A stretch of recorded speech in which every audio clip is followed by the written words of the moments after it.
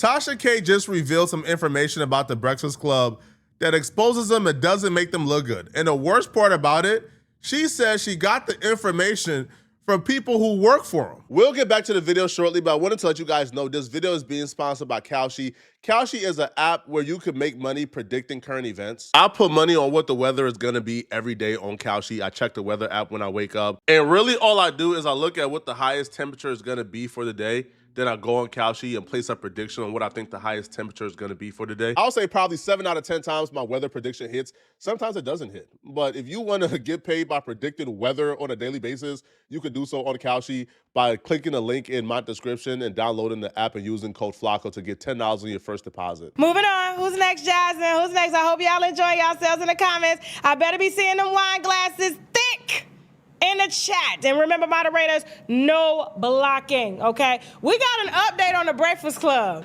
So, exclusive.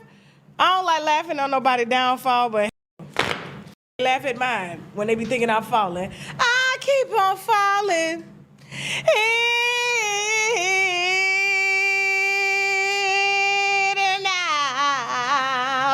Listen. So I was doing a press run for my birthday.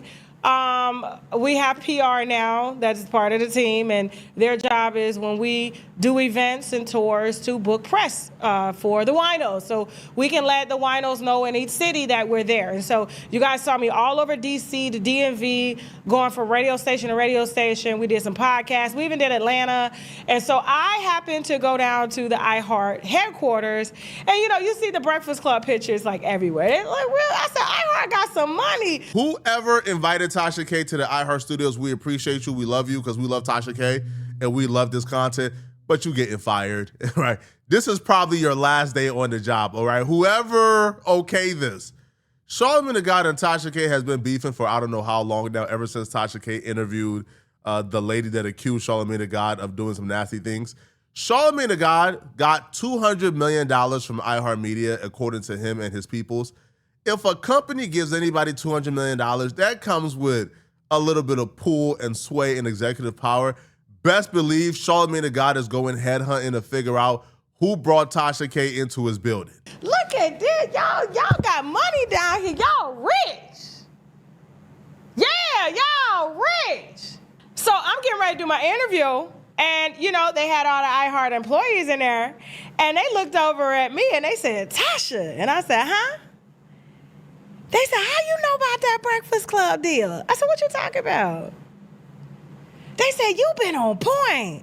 Now, I know where I'm at. I'm at their employers' headquarters. So I said, well, what part you talking about? Can you hear me? Everything okay, Jasmine? You can hear the back. Okay, calm. Okay, I got on this velour in the springtime. Velour. Shout out to Melissa Lopez. So here's the thing. So y'all should be able to hear me now, clearly. So I said, well, what you talking about? They said, well, you know that we know what happened. I said, so what happened? They said, and I'm going to say allegedly, according to them, I'm not going to leak my source, but I was inside of iHeart. The pictures, I have the pictures. I was there for a few hours, okay? And so they basically said, you were right, Tasha, when you said that iHeart did not renew their contracts. I said, well, tell me more, even though I already knew that from some Black Effect podcasts because people that Charlamagne got signed, you know what I'm saying? And so I already knew that. I said, but tell me more. Because, you know, he put out a whole press release calling me a liar. He said the whole reason for for the Netflix deal was because iHeart refused to allocate money towards their show. What does this mean? Now, before you even get in the comment section, I'm not the one making this report, bro. I'm just reacting, homie. But if this is true, what this means isn't iHeartMedia no longer wanted the Breakfast Club to be a show. Because if that's the case, we've seen what happened with Ebro and Rosenberg. They'll get them out of there fast as hell. What I think this means is Charlamagne the God demanded a crazy bag. DJ Envy demands a crazy bag. Jess Hilarious demands a bag. Lauren LaRosa demands a bag. The show, at some point, if you're giving Charlamagne the God $200 million, that show at some point is outpricing itself out of its value. So it's not like iHeartMedia is saying, oh, we don't want to do the Breakfast Club. They saying, yo, we got to find a way to pay these people. Because $200 million for Charlamagne Tha God alone, and then probably Envy, $50 million? And by the way, these are numbers just that's going off of their scale. I don't believe a goddamn thing about that report. I don't believe Charlamagne Tha God got $200 million to be a talent. I think the $200 million was a budget for the Black Effect Network, and Charlamagne Tha God's salary is probably around $3 to $4 million a year, if I'm being honest, okay? But logically, if we're operating under the belief that Charlamagne Tha God got $200 million to be a talent, then I don't see DJ Envy taking any less than $50 million or $100 million, right? Because DJ Envy has been on the show just as much as Charlamagne Tha God. DJ Envy is also a huge part of it. So when we're getting to a point where you're talking about like the fee for a radio hip hop show is going to be close to $500 million. I'm if you're out, you can probably say, you know what? We got to find somebody to give the bag, bro, because we can't afford this. And that's where I think Netflix come in. I don't think, if this is true, I don't think iHeart says the Breakfast Club is not valuable no more. We don't want to pay it. No, it's, we got to find the money. I said, all this money they got up in here, they couldn't find a couple dollars? They said no.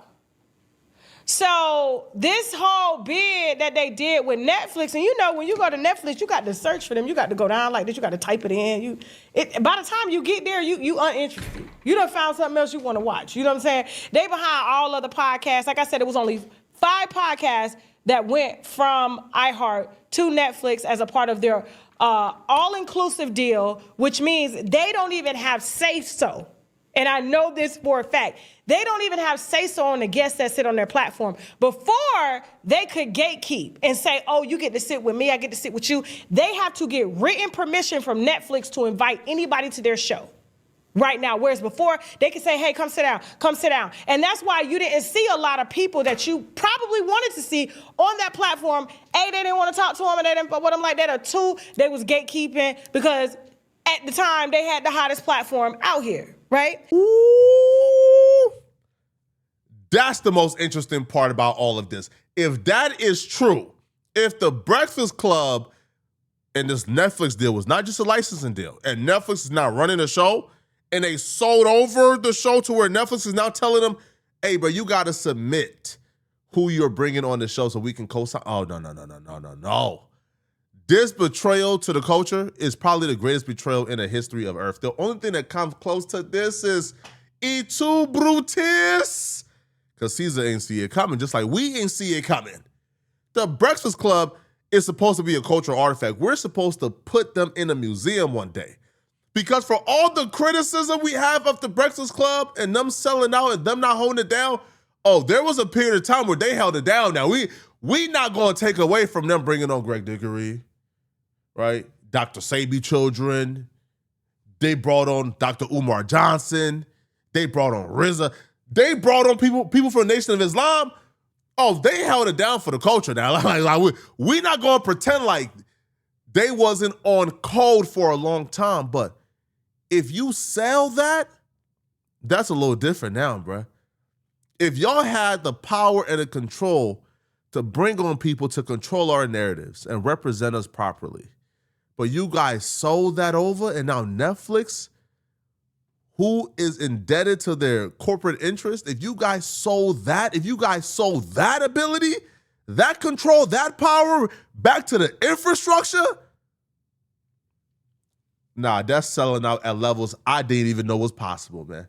And so, I guess to fill you in on what was said, they said, so basically iHeart wouldn't allocate funds to them, which means they didn't extend the contract. Now they have license rights to the audio of the show, but they have literally given Netflix full control over this entire concept.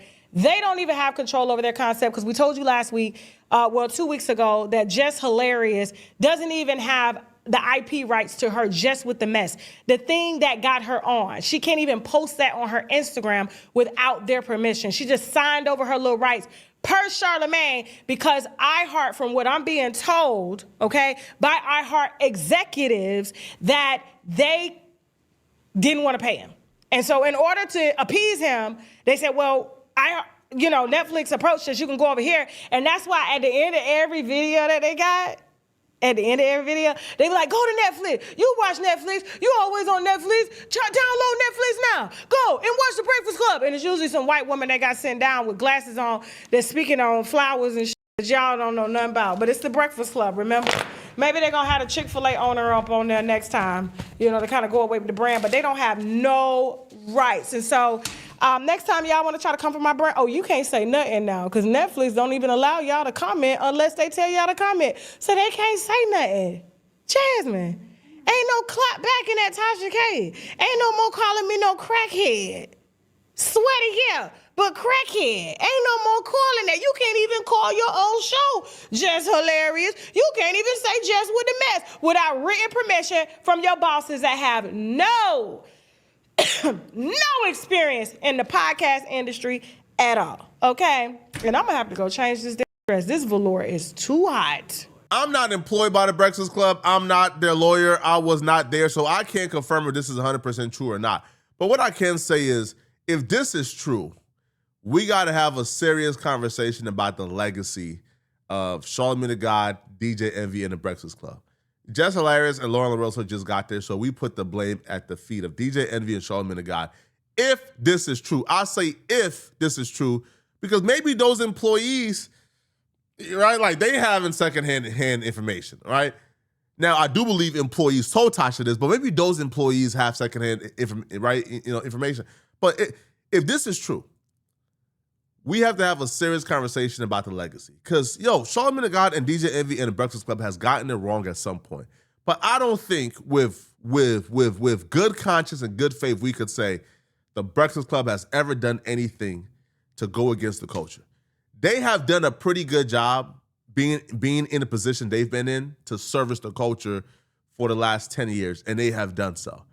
But if they took that bag and sold out the culture and gave back the power, right, that they had to run the Breakfast Club and bring on the guests they're supposed to bring on and bring on people who can speak for us and bring on people who can represent us, because you know what happens when you give that power back to the infrastructure and back to corporate?